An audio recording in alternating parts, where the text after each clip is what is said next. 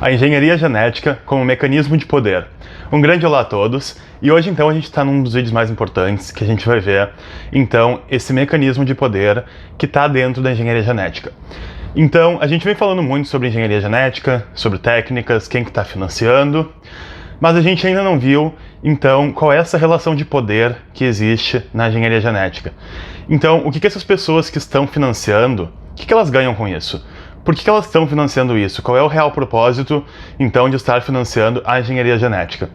E essa é uma questão muito importante, porque a gente vai ver, então, que tem, na verdade, muitas coisas perigosas. E esse é um tópico muito importante, porque são coisas que bastam a gente parar um pouco para pensar, então, na questão, dentro da nossa realidade.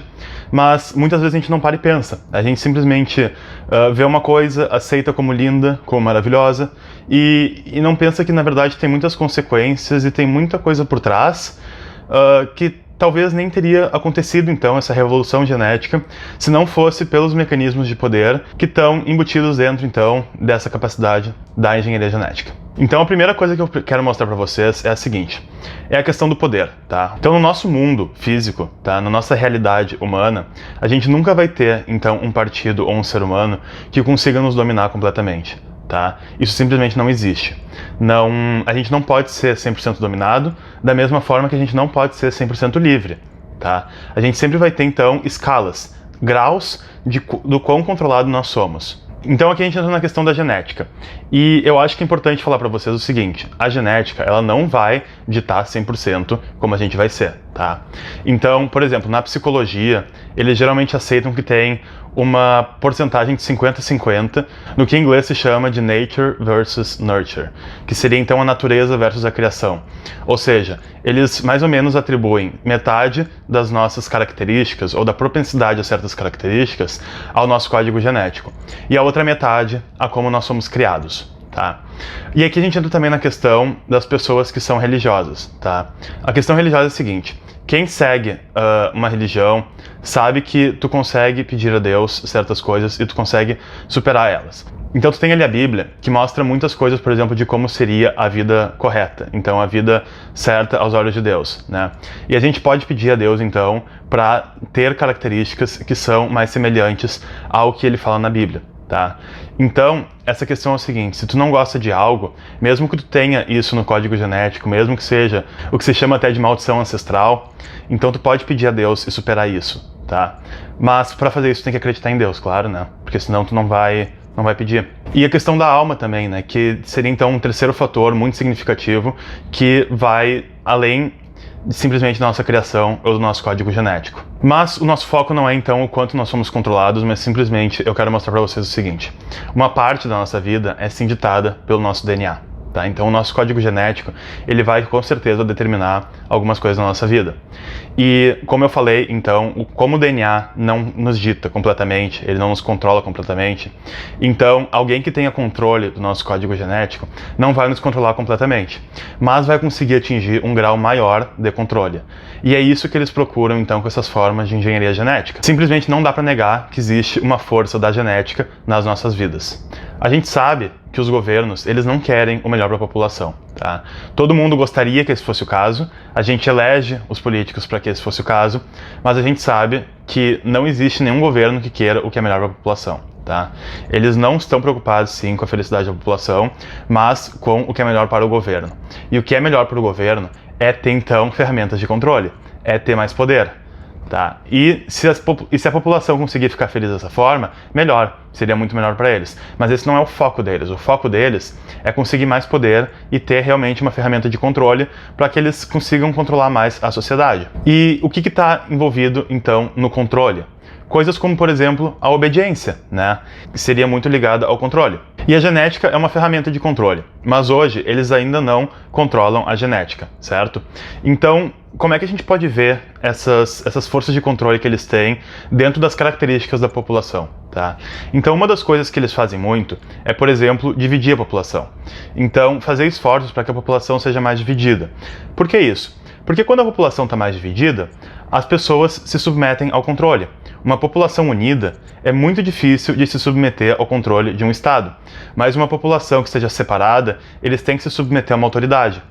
Então, a gente vê, por exemplo, hoje em dia, muitos esforços para estragar, por exemplo, a relação marido e mulher, de pais e filhos, né? E muito mais até em países desenvolvidos. Então, tu vê um país como, por exemplo, o Canadá, tem um grande índice de divórcio, os filhos saem de casa muito cedo para ir para a universidade e já não ficam mais tão perto dos pais.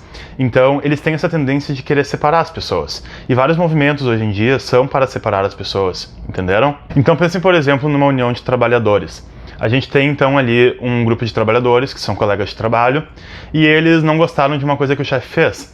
Se eles forem unidos, eles vão se reunir e vão ir contra o chefe e vão conseguir alguma mudança. Agora, se eles não forem unidos, se eles forem separados, se eles estiverem divididos, eles não vão conseguir fazer isso, eles não vão conseguir se unir e ir contra o chefe. Então, uma das grandes formas de fazer a população se submeter ao governo seria dividindo as pessoas. Uma forma de fazer isso é, por exemplo, tirando a crença em Deus, porque daí as pessoas param de se submeter a Deus e submetem ao governo, né? E também eles tiram essa ideia de que tu tem o poder de mudar, de que tu tem, por exemplo, o Espírito Santo dentro de ti, que te dá o poder de mudar e de ser uma pessoa melhor. Então tu vai simplesmente acreditar que a vida é como é, que tu não pode mudar quem tu é, que é culpa, por exemplo, da tua criação e do teu DNA, então tu não tem culpa de nada e que tu não pode mudar. O que quem é religioso sabe que é uma mentira, porque todo mundo que é religioso já conseguiu fazer mudanças e transformações por dentro, né, e não por vias externas, para conseguir mudar uma coisa que não goste em si.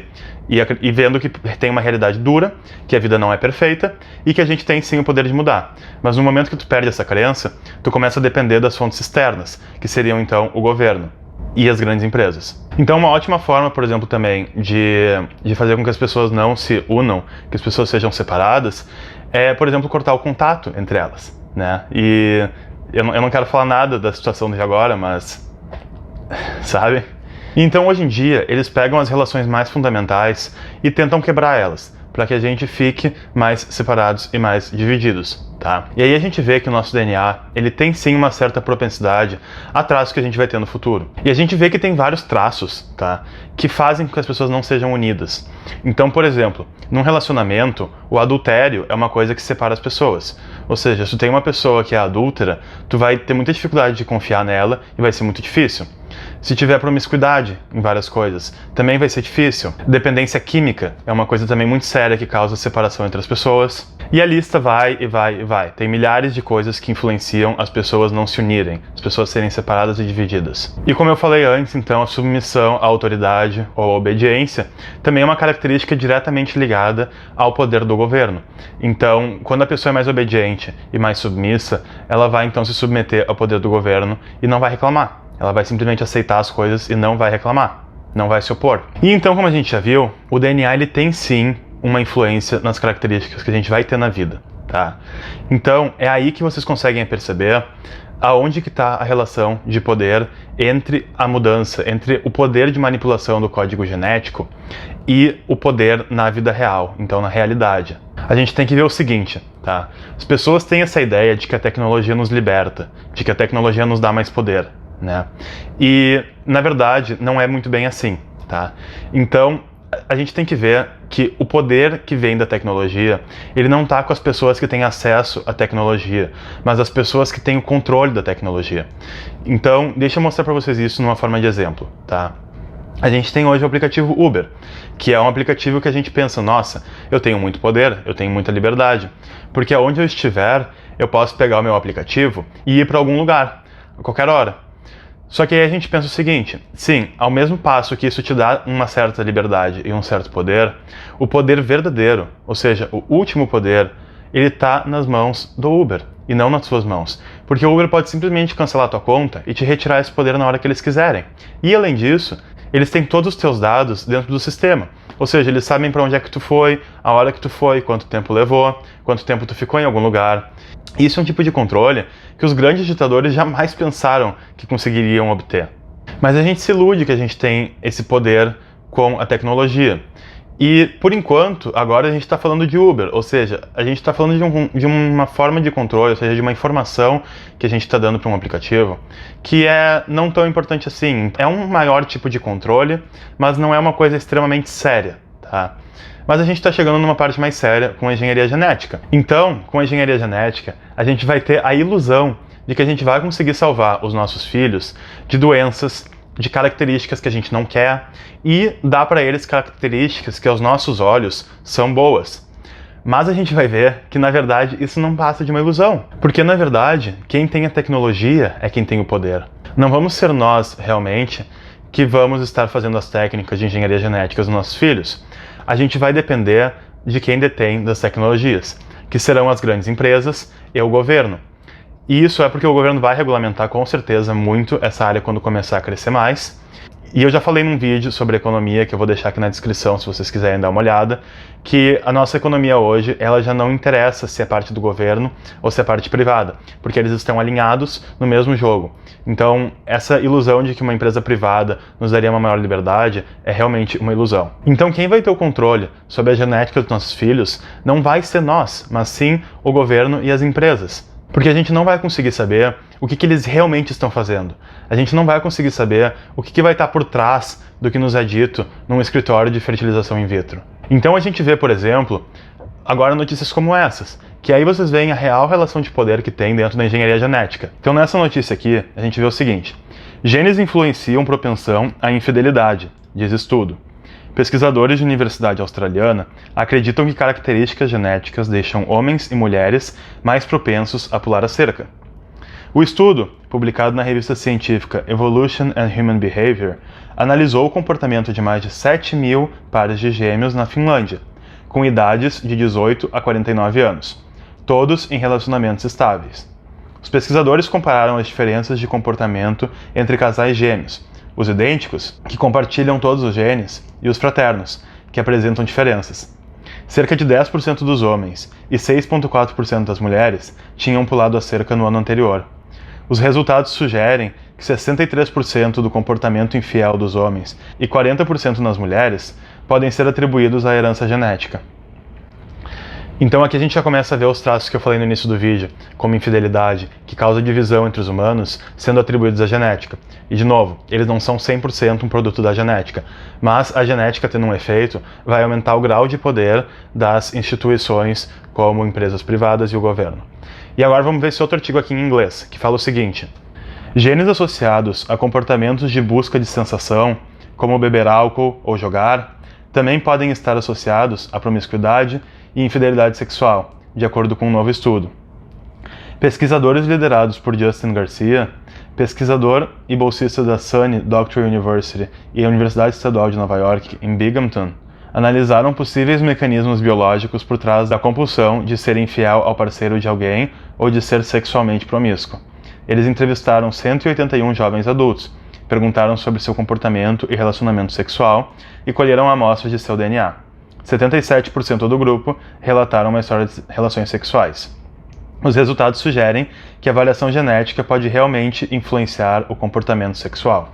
Ou seja, a gente está vendo questões aqui como jogar, beber, comportamento sexual, que são ligadas ao nosso DNA.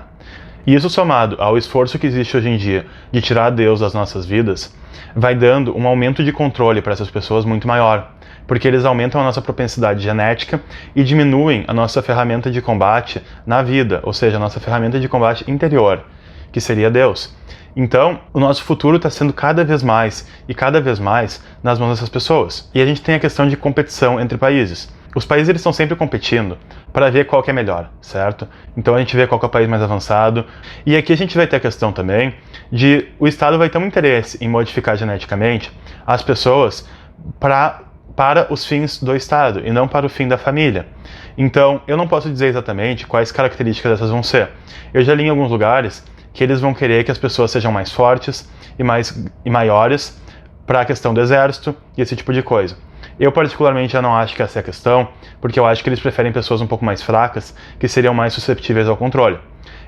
Até porque o exército hoje em dia já não é mais tanto de força física, e mais de habilidade de técnicas e de como usar os aparelhos. Mas sem entrar muito na questão da previsão, a questão principal é a seguinte: eles vão começar a ter cada vez mais poder de definir como que a população vai ser, para os fins do Estado, e não para os fins das famílias, entenderam?